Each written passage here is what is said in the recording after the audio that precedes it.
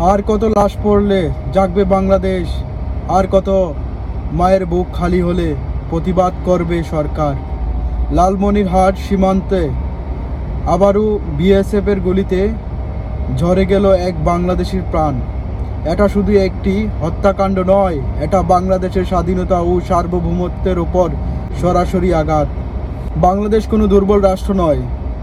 30 লাখ শহীদের রক্তে অর্জিত এই দেশ মাথা নত করতে শেখেনি। তাহলে কেন সীমান্তে বারবার বাংলাদেশিদের হত্যা করা হবে? কেন ভারতীয় বিএসএফ বাংলাদেশের মানুষকে জীবনের ওপর ট্রিগার চালাবে? আজ দেশের মানুষের প্রশ্ন করছে, বাংলাদেশের সরকার শক্ত প্রতিক্রিয়া কোথায়? কেন সীমান্ত হত্যা কঠোর অবস্থান দেখা যাচ্ছে না? কেন বারবার নীরবতা? আমরা ভারতের দাস নয়। বাংলাদেশ একটি স্বাধীন সার্বভৌমত্ব রাষ্ট্র।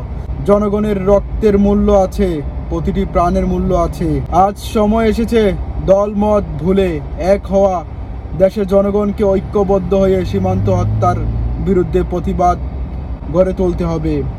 সরকারকে ভারতপন্থী নীরবতা থেকে বেরিয়ে এসে বাংলাদেশের মানুষের পক্ষে দাঁড়াতে হবে।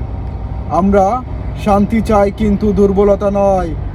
আমরা বন্ধুত্ব চাই, কিন্তু রক্তের বিনিময়ে নয়। বাংলাদেশের মানুষের জীবন নিয়ে আর কোনো খেলা চলবে না।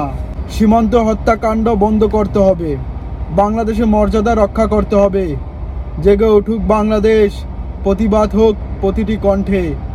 কারণ এই দেশ আমার, এই মাটি আমাদের।